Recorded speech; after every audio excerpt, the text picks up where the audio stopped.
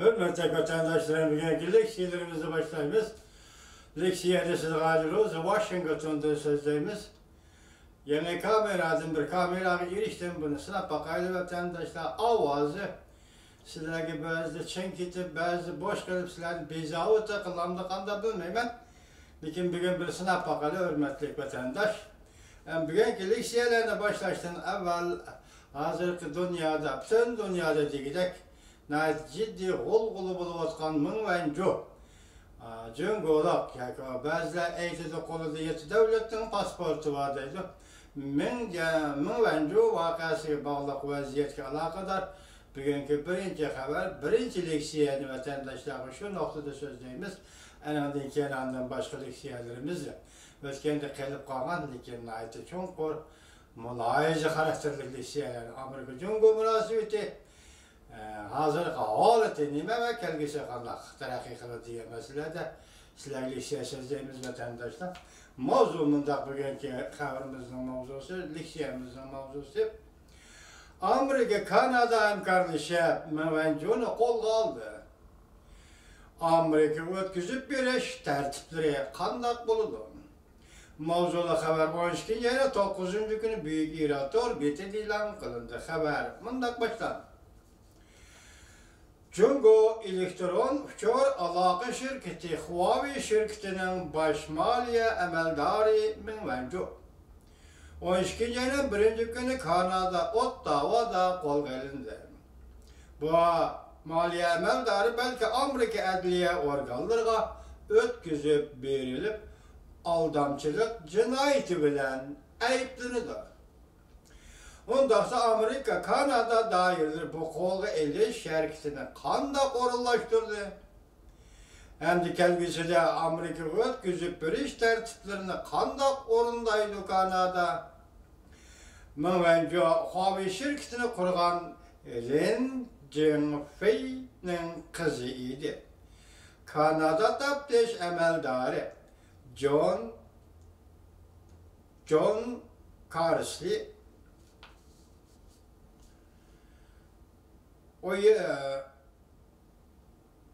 12. ayının 7. günü mundak görsetti.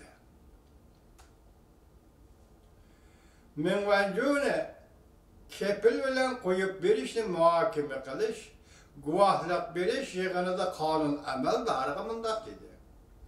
Menvencu aldamçılık cinayet bilen ayıplendi. Çünkü o köplügen bankalara yalgan sözlep Amerika Koşmuş Ştatlarının 2009 yıldan 2014 yılıgacha İran'ı imborga kılıç siyasetiga xilaflik kıldı. Bir nefer Kanada radyo televizya şirketi Kanada radyo televizya şirketi CBC haber kılıp bundak görsetti. Kanada radyo televizya şirketi CBC haber kılıp bundak görsetti. Bir nefer kanun emeldarı bundak dedi. Menvencunu kol kılış belki Kanada bilen Cungo'nun oturısı da diplomatiya ve soğudu münasebetleri ciddiliğine keltirip çıkarışı mümkün. Lekin Amerika bilen Kanada'nın ötküzüp bir şartnamesi var. Oturda cinayetçilerini ötküzüp bir şartnamesi Kanada, Amerika şartnamesi var. Devletler Kanada'nın başka çaresi yok. Bu devletlerin, bu münasebet içinde bu devletlerin Kanada'nın başka çaresi yok. Fakat menvencu ne? Vakitlik, nezerbend kılıdı kalar. Kanada, Amerika, Kanada şartnamesi kalsa sen menvencunu kol kaldı. CBC radyosu haber kılıp mundak görsetti. Kanada Dalhousie Üniversitesi'nin kanunşünas profesörü Rob Carey mundak dedi. Eğer ötküzüp algıcı devlet, mesela Amerika, ötküzüp bir işle iltimas kılsa, ondaqda Kanada kanuni cihette mecburiyetini ada kılıp, menvencini kol kalıdı.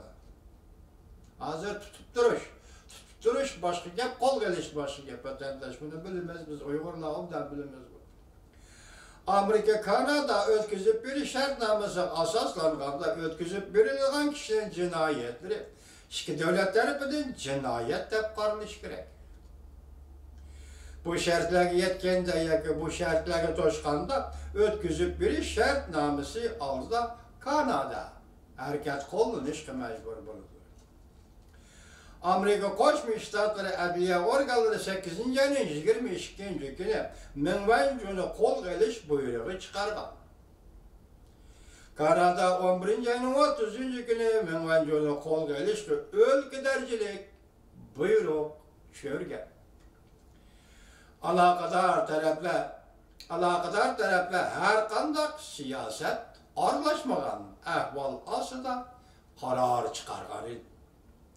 Amerika Adliya Ministerligi Xalqaro ishlar bo'limi ishxonasi o'tkazib berishni iltimos qildi. Mingvanjuni Kanada hukumatining Amerikaga o'tkazib berishni iltimos qildi. Reuters xabar qilib bunday ko'rsatdi.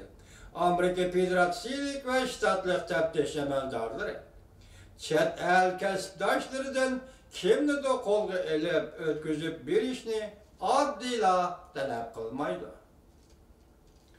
Bunday iltimos Amerika Adliya Ministerligining Xalqaro qonun ishlari bo'limining ishxonasining o'ttirg'a qo'yishidan o'tishi kerak. Shunday rasmiyatlar bajarilishi kerak.